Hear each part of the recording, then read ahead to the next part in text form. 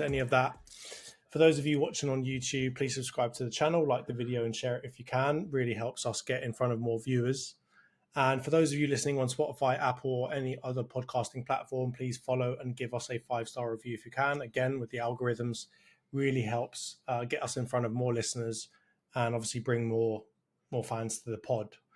Let's get into the previews then. We'll do previews for game week 20 and 21. So that is Arsenal against Tottenham at home, so the big North London derby. The uninspiring game that Antony just mentioned of Man United versus Southampton. Another tasty Arsenal game. Good evening against the Bulls. Different. I don't know whatever his catchphrase is at this point in time, but it's Arsenal against Aston Villa, again at home for us. And then a pretty good game between Man United and Brighton. Brighton appear to be the bogey team for pretty much everyone at this point in time. If you're half decent, they've beaten you sometime. I don't know when, but they've beaten you probably in the last couple of seasons. So we've got 4 very interesting games. We'll start with the North London derby. That's probably the tasty one. I think I have to go first, right? Because I'm leading in points. So I'm going to assume that this game is going to be a bit cagey again, because it typically always is. I know that Ange is going to do his very best to negate that with just unbelievably open play. I understand. But I think from our point of view, we'll probably try and dominate possession a little bit more. And when we've got possession for a long period of time, ain't nothing happening. It's just going to be boring FC, doing nothing with the ball. But I do think we will get the win, and I'm going to continue to back my team. I think it will be corner FC goals, though. I'm not expecting us to score a bunch of open play goals. And their defending on corners is still woeful. They've still got quite a lot of their defenders out as well. They might have a slightly better goalkeeper in there now with old Kinski, but it's been one game. I'm not going to go that early on him. So I'm going to go for a 2-1 Arsenal win. Same score that I predicted, Arsenal Man United. So I might be wrong, but I'm going to go for a 2-1 Arsenal win. How about you, mate? Yeah, it's a difficult one to predict, because a lot of people out there are saying when they're doing their previews that, Ange is going to come with the high line and, high line for life, mate, and all that kind of stuff. But he does occasionally, it's rare, occasionally throw in the unexpected. So you saw it in the Carabao Cup against Liverpool. They were way deeper and way more compact. And I don't know if it was because there was the whole cup thing and he's been hammered about saying, oh, he's winning my second season, and he feels the pressure in the cup to try and get something, and he's actually quite close. So he played around with it, and I don't know, maybe he won't take that approach in the league, because they're slumming it with us. I think they're 1 point ahead of us in 13th. So there's not a realistic chance for them to really do anything in the league. So maybe they'll just say, go and express yourself and have fun, which, to be honest, in normal circumstances, I think that would play right into your hands. Saka, Martinelli, Havertz firing, your proper midfield, you'd run them ragged. But in this moment, I don't even know if you can take advantage of it. Because I'll be honest, the United game was kind of a dress rehearsal. I'm not saying that we obviously sat deep, but we had a player less. And you had more space, and you had the ability to create chances. Yeah. And you didn't fill me with any confidence that you would take them. Obviously, it's a bit of a different scenario, because I know we hate each other. Arsenal and United is a big rivalry, but this is the real deal, isn't it? When it comes to like big rivalries, we've seen the Sol Campbell ad go out. He's been on AFTV killing them.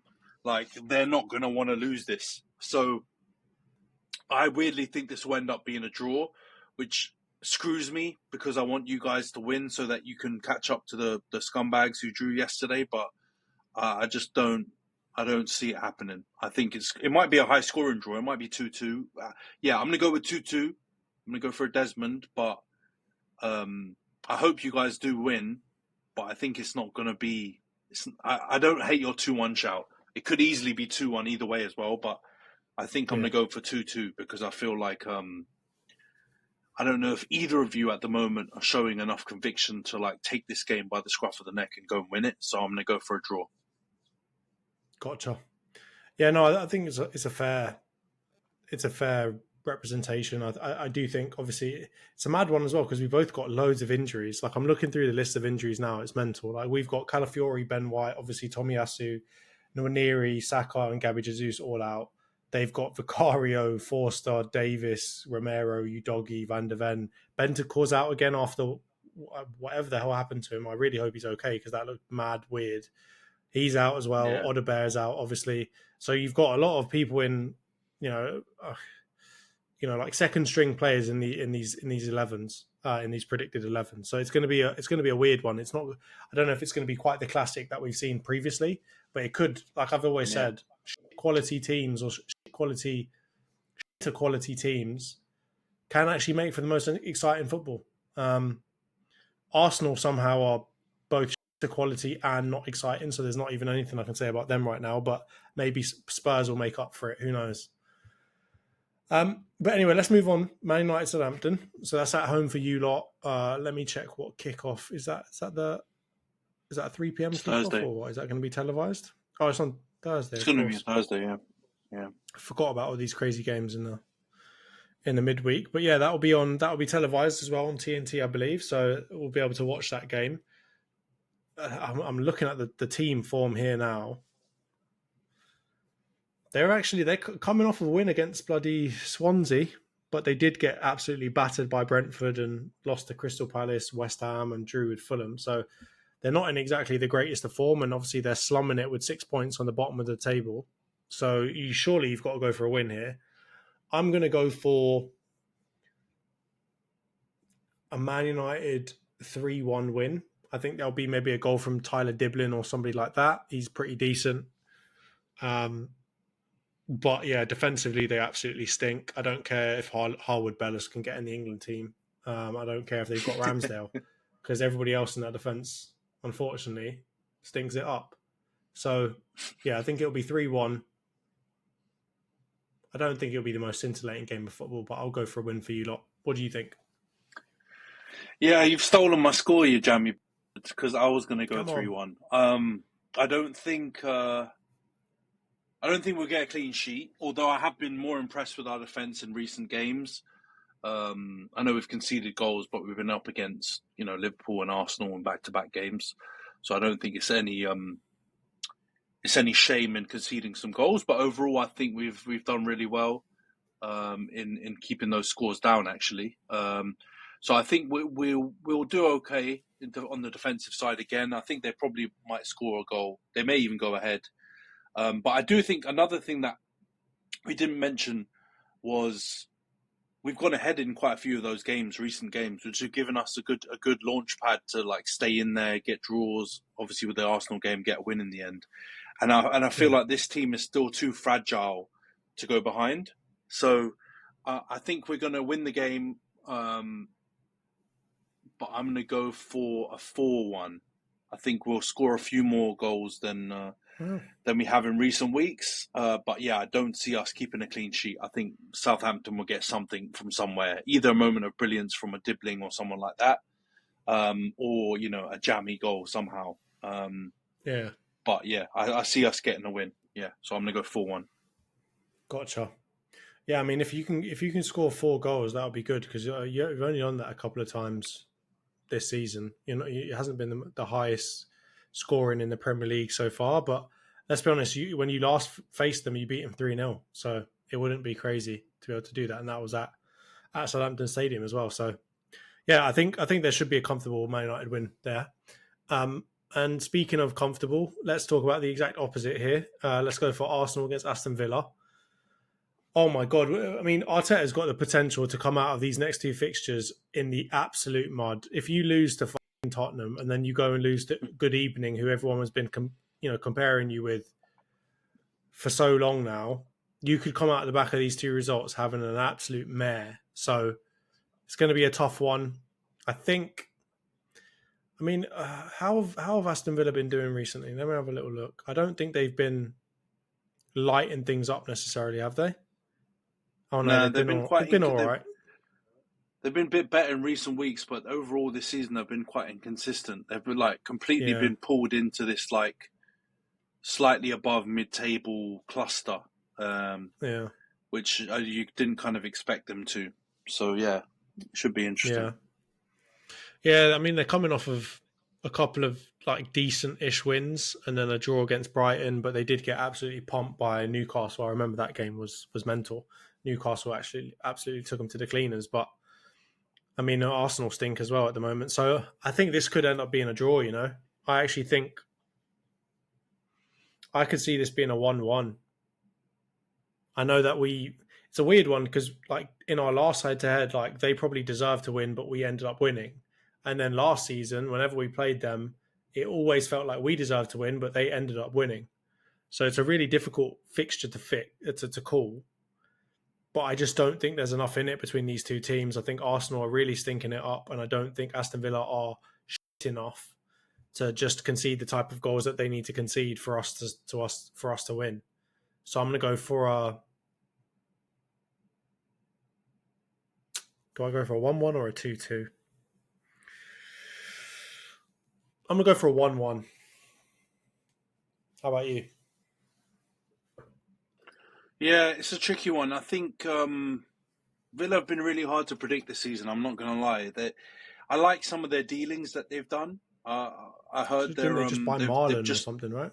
Yeah, they just signed Marlon. They look like they're going to get that French centre back from Sevilla. I think his name's Bade, who I saw last season. He looked really, really good. They've been doing like a lot of deals, which I think has actually contributed to some of the inconsistency. I feel like the turnover in players and stuff in the squad has made them kind of struggle a little bit to get consistency. But they've still got good players, man. And that midfield is the part where it could be tricky for you because I really don't like that stiff trio. If you play Marino, Jorginho, and Odegaard again in midfield or Rice, like you kind of almost need Chargy or someone else in there to kind of, to bring a bit more dynamism to the midfield, because that stiff midfield is going to struggle against Tielemans, who's playing really well again this season. Onana, who's just I don't want to see Jorginho. I don't want to see Jorginho in that three. I don't mind if it's Marino, Rice, and Odegaard, because I think Marino and Rice have got some strength and legs to them. Yeah, I don't think we can get away with not playing Odegaard, right? Like we kind of have to play them, but the other two need to be able to deal with Onana, because him and Kamara, depending on who plays. Yeah, McGinn, is he back in their team now? You know, I wish we had Ben White back to give him a fucking boot the ball at him again or something, because he's a rat. Yeah, he's a little bit of a shyster, isn't he? I mean, it's they've got a strong midfield, and then the only good thing is, like, I mean, I know Duran's been absolutely lighting it up, but Ollie Watkins has just fallen off a cliff, and he was really your thorn in your side last season. He got a lot of big goals against you, and I don't know if Duran is quite at that level. Like, he's been really impressive, but he hasn't scored the number of goals that Watkins has scored, and he's a little bit more erratic. So I think that's your kind of the blessing in disguise. Is I think you should be able to keep them down in terms of the scoring. It's just whether or not you can score enough goals to get the win. And actually hurt them. So, but I actually do think you will. So I'm going to go for you to win 2-1 in this game. I think you'll get the win in this game. So we kind of flipped it the other way around. You've gone for a win against Tottenham, and I've gone for a draw, and then you've gone for a draw in this, and I've gone for a win against Villa. I think you'll do enough to beat them. And it will be a good evening. I'm a little worried about Morgan Rogers too, because he has the ability to dribble well and quite powerfully. So that is also going to be a bit of a struggle depending on who plays that kind of left side. Also depending on where Rogers plays, but he's been good. So it'll be a weird one. It'll be a tough one, but yeah, I can see us winning it too. It's just having a hard time predicting wins that aren't against Tottenham. But anyway, let's move on to the last game then. So Man United against Brighton. You know, again, difficult team to play against. Not in the best of form. All right, it's not the Brighton of old, let's say, but they're definitely still part of who they used to be. Right, they're still good. They've still got good players. Herzl is still finding his feet, I think, but they're not an easy team to play. It is at home for you lot, so obviously there's a benefit there, but definitely they're not an easy game for you guys. I'm trying to think right now who's been absolutely lighting it up for them. I think João Minte's Pedro's still back in very their much team in as it, well. Minte. Balaba's looking like a straight baller. João Pedro, I know he's had some injury problems again recently, hasn't he? But he's looking really good. My least favourite player in the world, Veltman. But yeah, outside of that, they've looked all right. But yeah, they've got people to hurt you. So I'm gonna go for. You know what? I'm gonna go for the full-on bogey things. I'm going for a 2-1 Brighton win. Wouldn't be shocking, I'll be honest. I think they've got a few wins at Old Trafford in the last 3 or 4 seasons. Yeah. And I think stylistically, they've previously matched up very well when we've been a Ten Hag team. I don't know what it will be like, obviously, under Amrim. The thing is that I think this game, if there's going to be a trip up, is more likely to be a draw than anything. Because Brighton, I swear, they've drawn like 10 of their, or 11 of, or 11, they've drawn like most of their games this season. They've got like a crazy amount of draws. They actually haven't lost that many. It's just been bare draws. So 10. I think 10 draws. I think that's possible. But I've just got to back my boys, man, and I've got to back Ruben Amorim to come up with something tactically to get the better of Hurtala. And to be honest, maybe I'm making a crazy over the top reach here, but the system that is closest to what Amorim does in the league, and it might not be a compliment, is actually what's his name at Crystal Palace? What's his name again? The Austrian Don? What's God, his why have I name? blanked on him now? I know who you're talking about. Yeah. They play with a similar system to us, actually. Oliver, what's his name? Oliver Glasner. Oliver Glasner, Yeah. That's it. They play with a similar system to us, and they went and spanked Brighton like a couple of weeks back. So I'm hoping that something to do with that was more to do with the system than Crystal Palace's players. I think the league shows that it's less to do with the players because they're not doing that well. But yeah, I hope that system, maybe Amorim's watched that tape and is able to utilize some of the tactics that he's been employing to get the win. Because I tell you what, if we get back-to-back wins, I think we can pick up some momentum, and like I said earlier, we can really make a bit of a charge up the table. We've given ourselves a lot of work to do, but I think we can do it. So I've got to believe in that, but I don't think it'll be easy. So I'll go for a United to win 2-1. But I wouldn't be shocked if your result came through. But I think probably the bookies would say this is a draw written all over it. Yeah. I mean, it will depend, I guess, on your performances. You know, yours against Southampton and Brighton against whoever they've got to play in between. Now they've got Ipswich, so that's could be a difficult game, but also could be a slam dunk for them. You never know what's going to happen with Ipswich, so we'll see how things go. But yeah, those are all of our predictions. We'll quickly just wrap up the scoreboard then. I think it's 35-22 in favour of me. Did you gain any points on me from between last week and this week? What did you predict for Man United game, the Arsenal Man United game last week? I predicted United to win the tie, so I got 1 point. You predicted Arsenal to win the tie, so you got no points. So it's only a 1 point. Okay, so you've caught up a point on me, but you have got a couple of opportunities, obviously, to catch me here as well. Particularly with that last fixture of Man United against Brighton. So we'll see how that goes. And obviously the Arsenal against Aston Villa game too, you've got an opportunity to catch me. So